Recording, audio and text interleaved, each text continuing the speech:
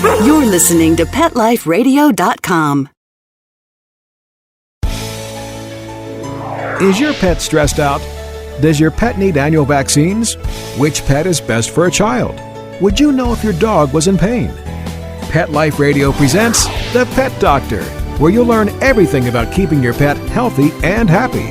From pet care, pet meds and grooming, to pet food, pet insurance, and dental care, this is the place to find out everything there is to know about pet wellness. Whether you have a dog, cat, reptile, or rabbit, you'll find answers for your pets straight from the vets, because it's your pet. Health matters. Please welcome your Pet Doctor host, veterinary media consultant and veterinarian, Dr. Bernadine Cruz. I'm not much for scary movies, so when I went to see the 2011 film Contagion starring Gwyneth Paltrow, I didn't expect to be as terrified as I was. A simple dinner in a faraway land leads to a worldwide disease pandemic that makes the 2014 Ebola outbreak look like a mild flu season. It would be comforting to think that it was not just a movie. It could never happen in real life. Sadly, viral diseases that affect our pets, think canine influenza, our dinner, avian influenza, and our lives, SARS and mad cow disease, are too commonly featured on the nightly news.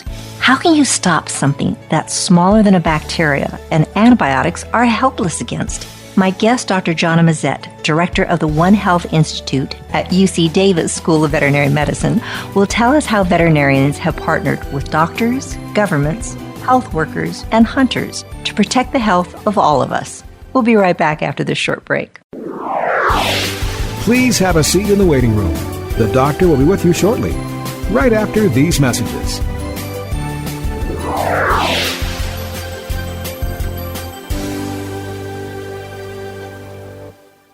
Listen, cat people, it's just litter. Until you realize those big boxes mean big smells, big messes, and big money. Switch to World's Best Cat Litter, the only litter with concentrated power. It guarantees less smells, less work, all with less litter. Try the small bag that lasts one cat 30 days and you'll realize it's just litter, unless it's World's Best Cat Litter. Find it at Target, Walmart, and at your local grocery and pet stores. Amazing Pet Expos is coming to a city near you. Admission is always free, and your pet is welcome. Shopping, adoptions, free nail trims, discounted shots and microchipping, agility, a pet costume contest, and much more. Plus, meet the guys from Animal Planet's hit TV series Tank and Pit Boss. Online at AmazingPetExpos.com. Bring your pets to the Pet Expo.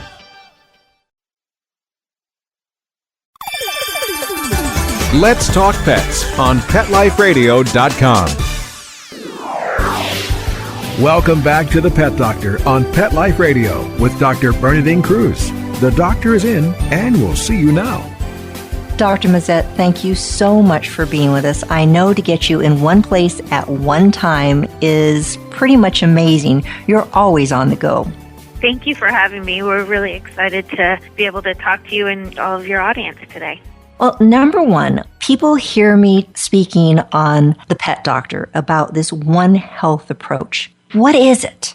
Well, here at UC Davis, we think of the One Health approach as having two major tenets. And the first one is that we need to bring together all of the smart and willing people with the different disciplines that they have to really solve problems. So instead of going into our laboratories and working alone, we pull together in a more holistic approach to be able to solve global problems.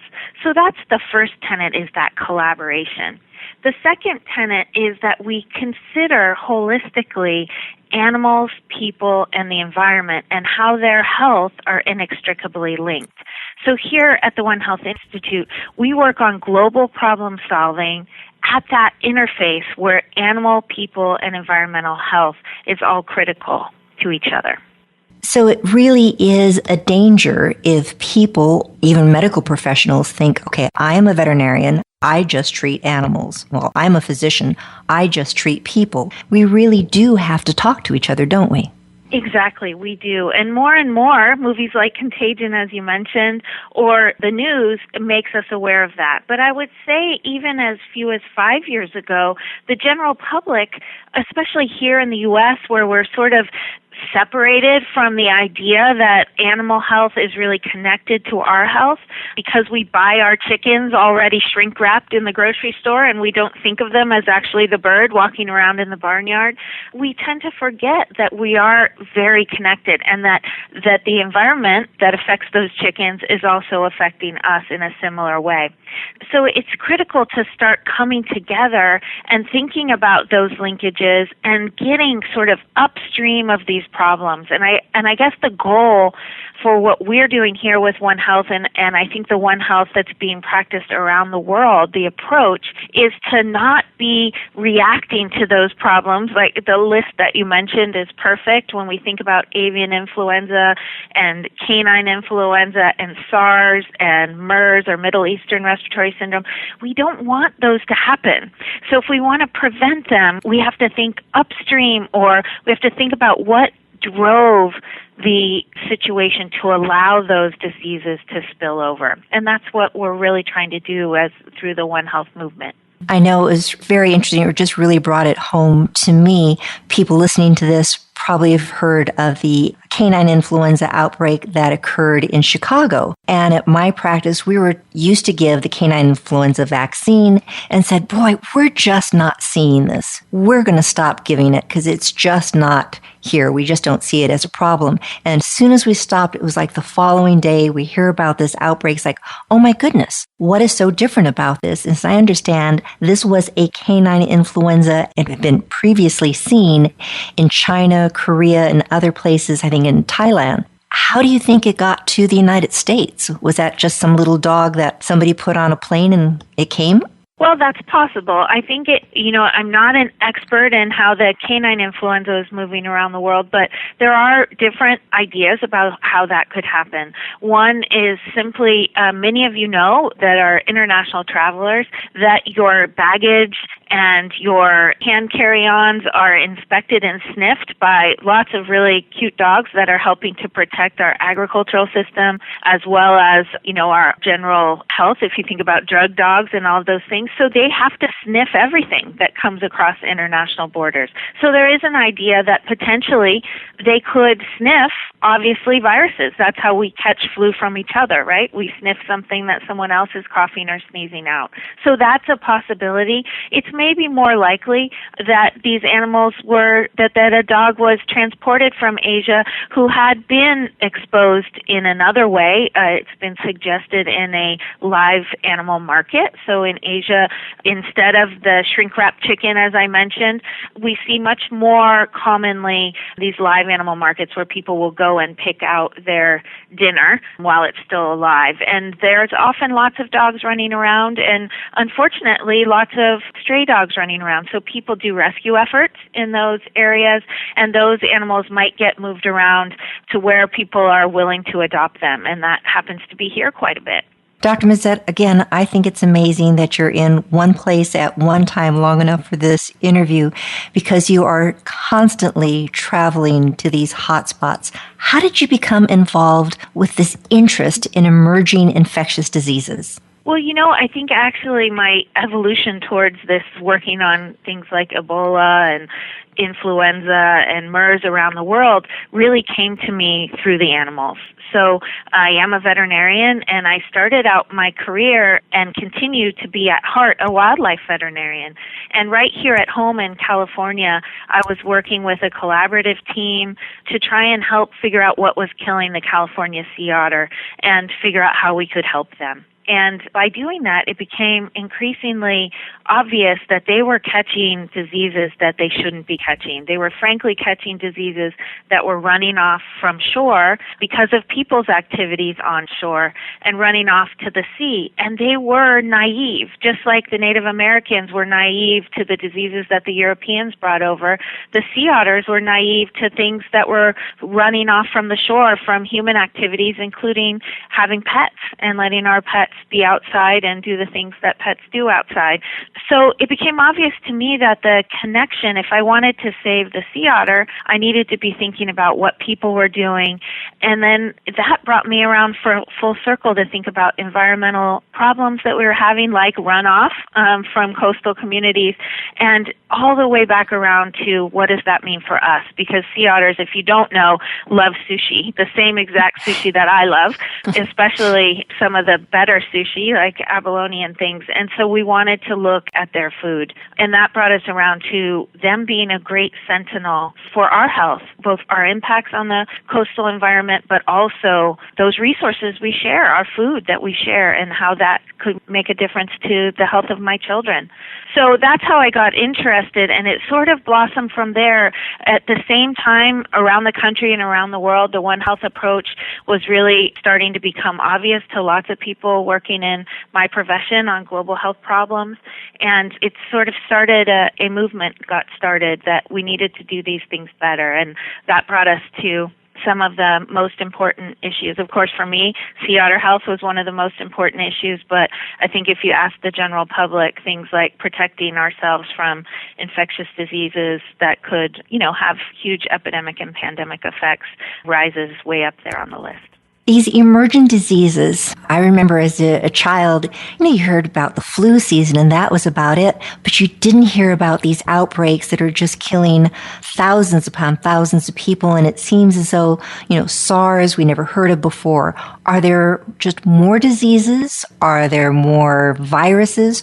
Why do you think we're hearing about it more now than we ever did before? Is it just because we're looking? Yeah, it's a tough question. I think the data isn't good. We want to know if there are more diseases, and all evidence that we can pull together tells us that there are more emerging infectious diseases. But boy, are we ever technologically better at detecting them now than we ever have been before in history. So that's a tangled web to sort of decipher, is to say, are they really on the increase because of the way that we are occupying the earth, or are we just better at picking them up? I think it's a combination, but the evidence, when we try to control for that knowledge of how much better we are at detecting them, it looks like they are on the increase. And that's why we really, again, I use this term as a little bit strange, but this upstream term, we want to understand what's happening upstream from you and I getting sick.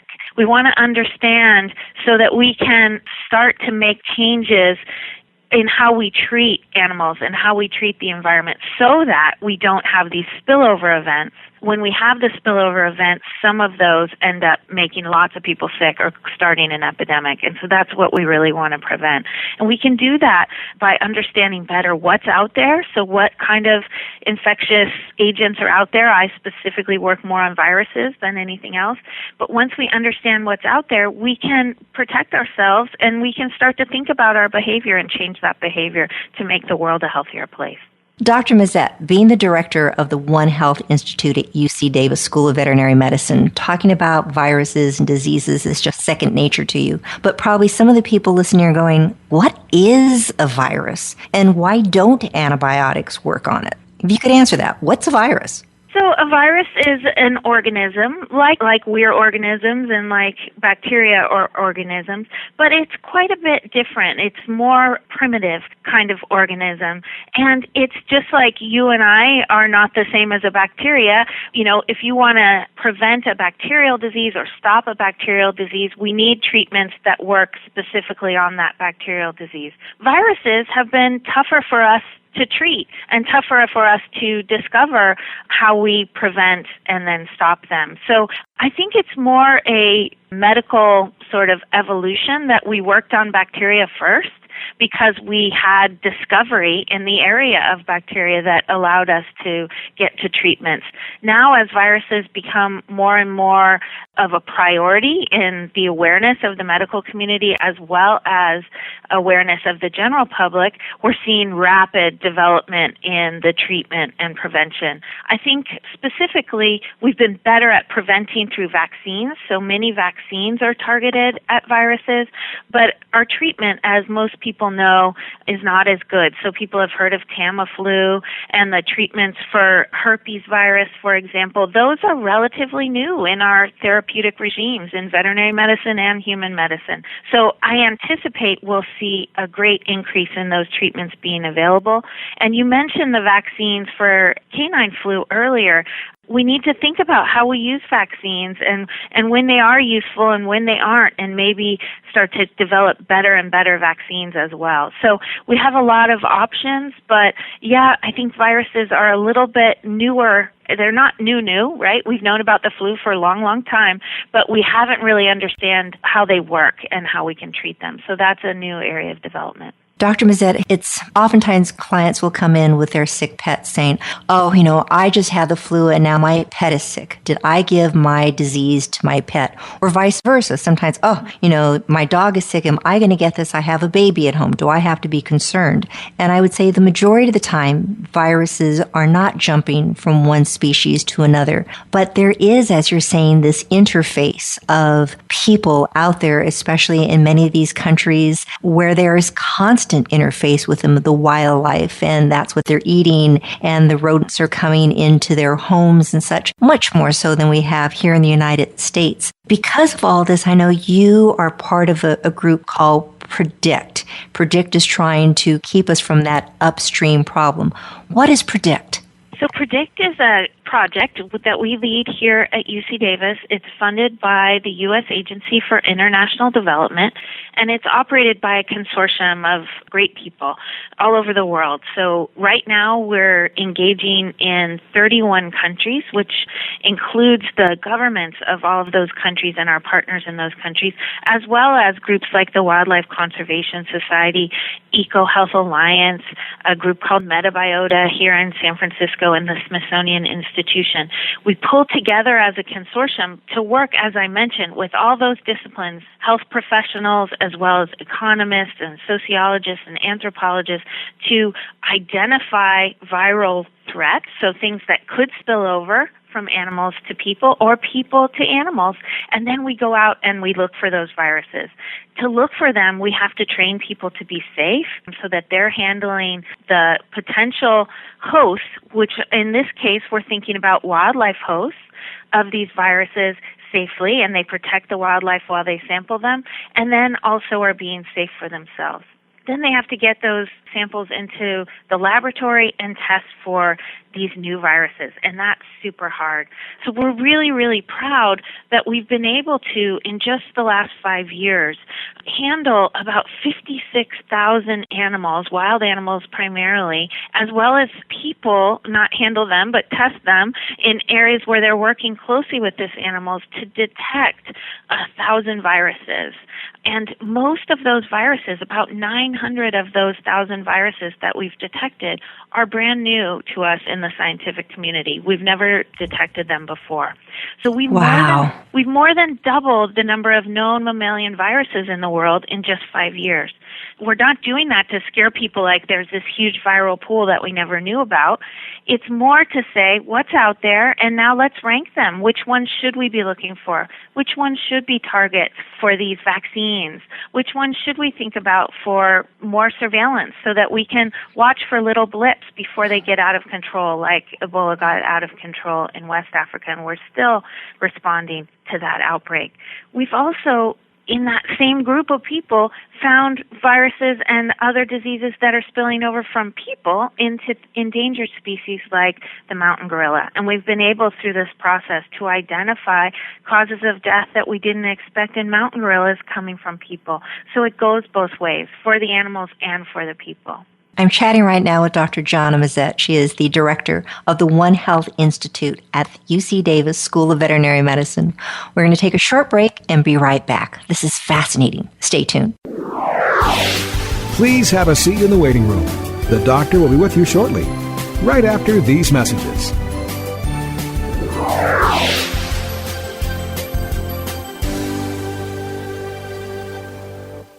Hi, Jill. I see you and Bella are enjoying this lovely day as well. It's a perfect day for a walk. Isn't that right, Bella?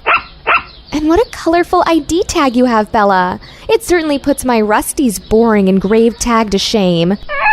Isn't it great? It's a dog tag art tag. Dog tag art? Yeah, dog tag art makes the world's coolest pet ID tags. Pick from hundreds of cute designs or upload your photos or artwork to create a unique tag of your own. They even give you 4 lines of text on the back of the tag for important contact information. I love it! But do they hold up? We have to replace Rusty's metal tags so often because the information wears away. Dog tag art tags are some of the highest quality pet tags out there. They're made with super durable stainless steel. Your information is always legible and the tags are guaranteed for life. Well, I'm sold. Where can I get my dog tag art tag for Rusty? Dogtagart.com. Sounds great! We can't wait to get online and get a tag of our own. Dogtagart.com. We keep best friends together. Use the coupon code RADIO for a 25% discount off any tag.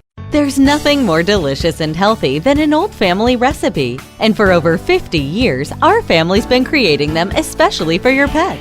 Nutrisource Super Premium Pet Foods. Dog and cat food that's all natural, holistic, and organic. Nutrisource Pet Foods contain our patented Good for Life system for your pet's optimum health and well-being. So order now. Safe quality food made by our family for your furry family members. Go to NutrisourcePetFoods.com. From our family to yours, KLN Family Brands.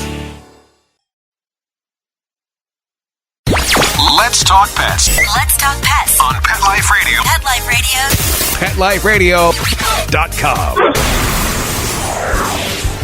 Welcome back to the Pet Doctor on Pet Life Radio with Dr. Bernadine Cruz. The doctor is in, and we'll see you now.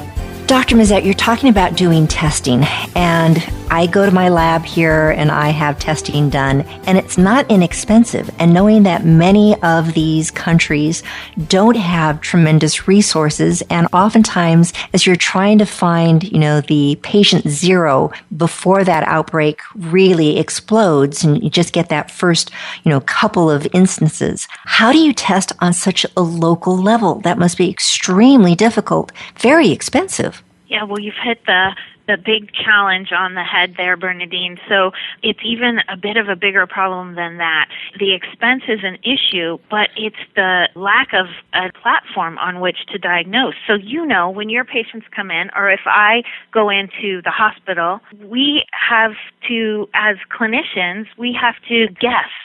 Our best educated, really strongly based in science, but we still are making an educated guess based on the symptoms that our patients have as to what they may be exposed to and what may be causing their disease. So just like anybody else, we send that sample off to the lab and we check the boxes. Test for this, test for that, test for avian influenza, test for canine influenza, right? So there has to be a knowledge about what those diseases are for there to be a box to check on that laboratory form. What we're trying to do is to help figure out what boxes should be on there, because right now, if you have a rare disease that's never been diagnosed before and you go to the hospital or you bring in your dog that may have just gotten a spillover event from a bat in your yard, there may not be a box to check for the disease that's affecting their health. So we're coming up with new platforms so that us as veterinarians and our clinicians for our own health when we go to the hospital don't need to absolutely have a box to check. We're trying to give better tools to our clinicians so that they can say, this looks different to me. Now, if it's something that you see all the time, an ear infection in a Labrador, or, we don't need to guess because we're 90% or 99% sure of what's causing that and we can confirm our diagnosis. But when we see something really strange, we need better tools. We need better laboratories. I think what was amazing that we discovered through the PREDICT project is that we were working in areas, just like you said, that didn't have a lot of capacity, they didn't have a lot of equipment, and they didn't have a lot of money. So we had to figure out an inexpensive way to do this diagnosis of unknown diseases and to find unknown pathogens. And we were able to do that working with our consortium partners at Columbia University and the University of California, San Francisco, as well as our own UC Davis laboratory. We came up with an inexpensive way to look for the causes of mystery diseases. So you don't have veterinarians out there in the field. There just can't be enough veterinarians, say, in a West African country to do all this. Who have you trained?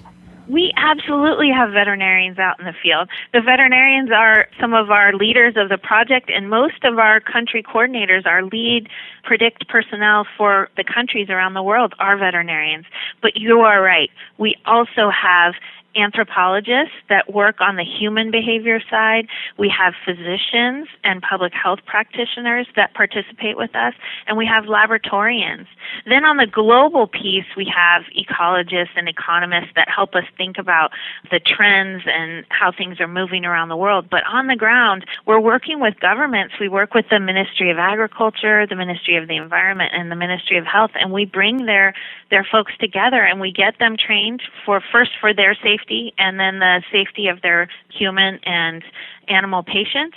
And once we have the safety piece handled, then we get them trained up to really do this surveillance in the field. We've seen dramatic changes in the way people respond to things like Ebola outbreaks that you didn't hear about that have been ongoing in DRC, Democratic Republic of Congo, Uganda, many other places in the last 5 years. But they were handled so well by these countries and the teams and our participants in those teams that it didn't make the news like West Africa because they didn't get out of control.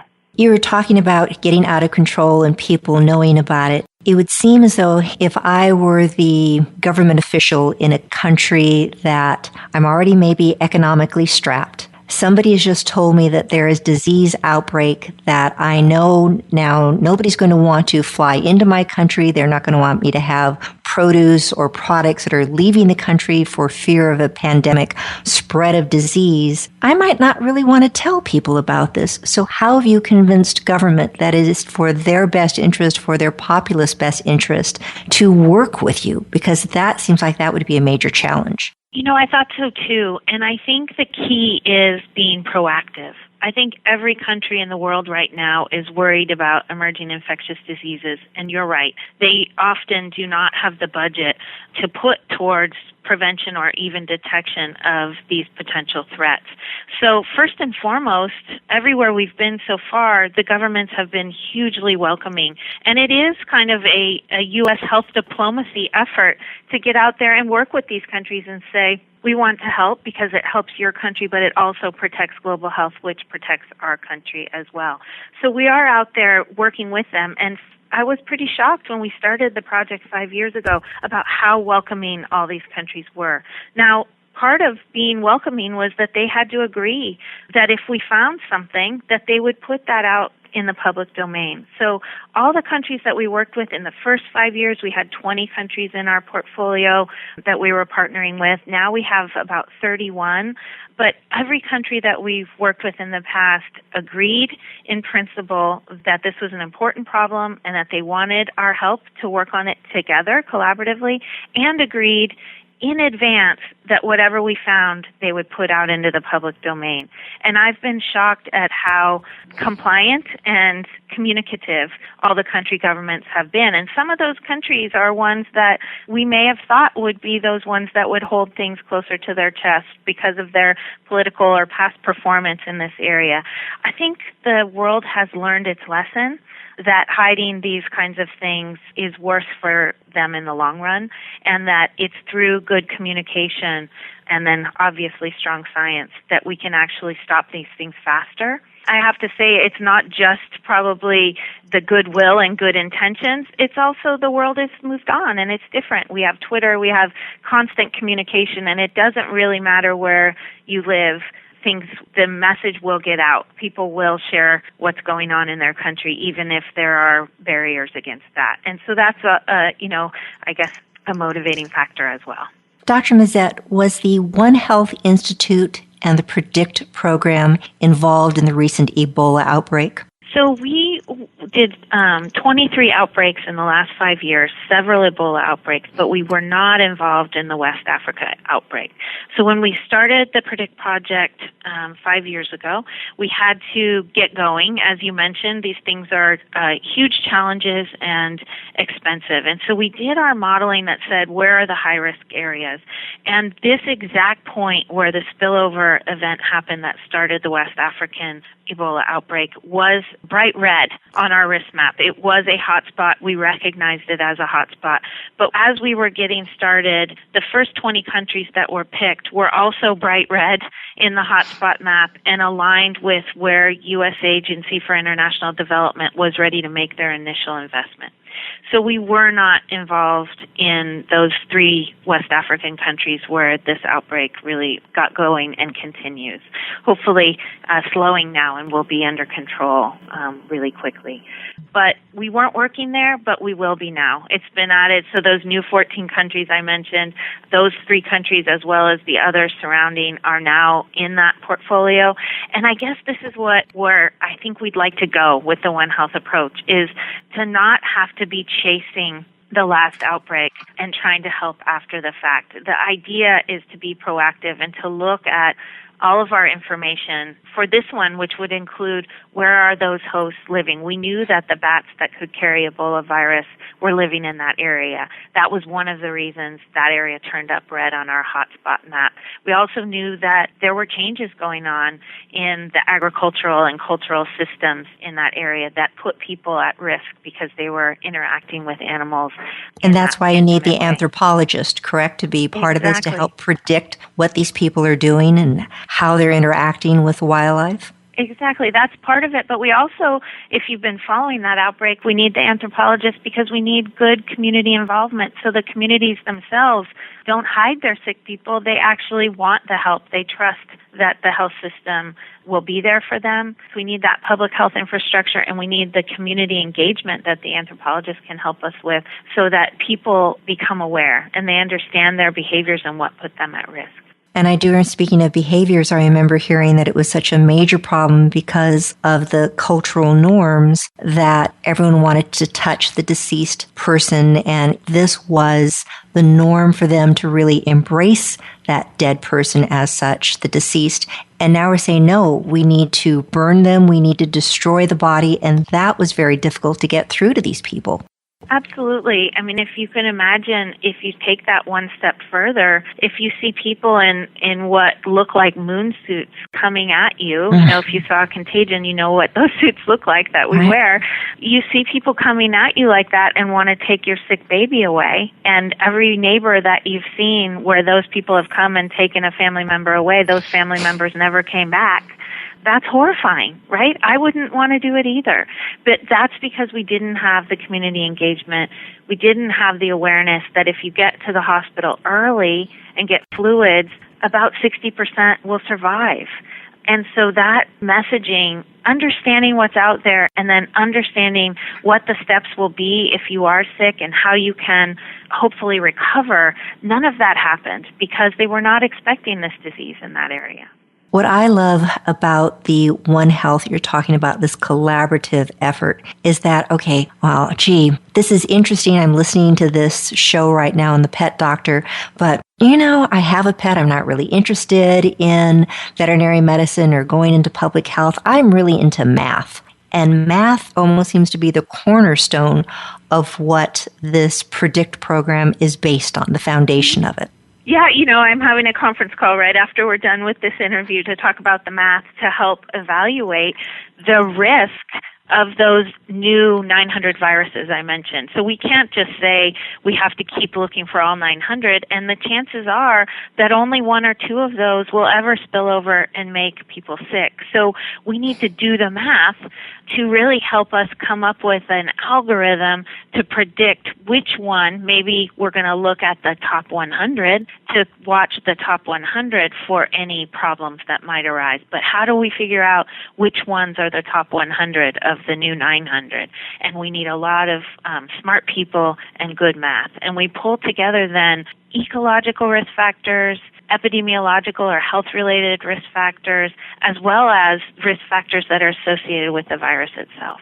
Speaking of risk factors, climate change. Some people believe it, some don't. I think it's pretty inevitable that people are going to realize, yes, our climate is changing. How much effect people's having on it, some people will argue. What do you feel are the effects of climate change on infectious diseases around the world? Well, there's, in my mind, like you, there's no question that we are impacting our climate and that it's having some pretty dramatic effects now in our lifetime. The difficult thing when we talk scientifically about climate change is the scale at which these things happen, right? 1 degree over many years of warming. I think what we're seeing with both the climate change and the general trend for warming is drastic and dramatic climate variability. And I would guess that almost all of your listeners would acknowledge that since compared even to when they were children, climate seems more dramatically up and down. And that's part of what we want to look at. From a disease perspective, sometimes it is the diseases, those things that evolve more quickly, or even in insects that rapidly reproduce. That's where we can pick up those things in our own professional timescales during our lifetimes where we can see change. Our team here at the One Health Institute, for example, was able to detect that a new virus came into the Pacific Ocean. Now, it wasn't a new virus, but it came into the Pacific Ocean from the North Sea when there was a significant shrinkage and melting of the polar ice cap. So we saw marine mammals in the North Sea actually coming down into the Pacific Ocean that had never come into the Pacific Ocean in our historical time frame. And they brought with them, just like the Europeans to Native Americans, they brought with them some diseases that started making marine mammals in our Alaskan area of the Pacific Ocean really sick. So there is evidence that this climate change is having an immediate effect, but I think there's also evidence that it may be driving this increase in what we're seeing with infectious disease. Kind of to wrap this all up right now, and I think we could go on for a long time, what do you think the future of One Health will be, and do you think veterinarians will be playing a larger role in the future of public health? Absolutely. I think veterinarians are trained to look comparatively across many different species, including humans. So when we're learning about dogs and cats in veterinary school, we're learning how a dog and a cat are similar and where they're similar and different from a bird, and it makes us perfect One Health practitioners.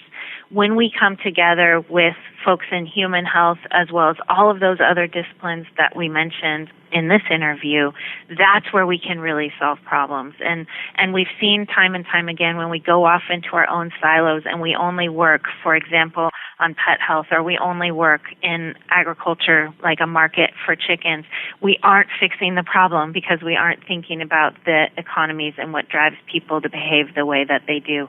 So I think the veterinarian, because of the systematic and comparative training, will continue to be leaders in this One Health sort of movement. And thank you again for doing all that you're doing. I'm speaking right now with Dr. Jonna Mazet. She is the director of the One Health Institute at UC Davis School of Veterinary Medicine. Dr. Mazet, if people wanted to learn more about One Health, where can they go? They can go right to our website. If they want to know about the Predict project, they can just type predict.global, and that will take them to all of the information about what we were talking about today, and they can also link out to our One Health Institute and our great Wildlife Health Center that lives within it. Thank you so much, and I appreciate all your hard work. Hopefully your immune system stays up really good. Thank you so much, and thanks to all your listeners for their interest. So you've been listening to The Pet Doctor. This is Dr. Bernadine Cruz on Pet Life Radio. Please listen again next week. We'll have more information on how to make you the best possible pet owner. If you have any questions, suggestions for shows, please drop us a line, and I'll try to address it. Take care.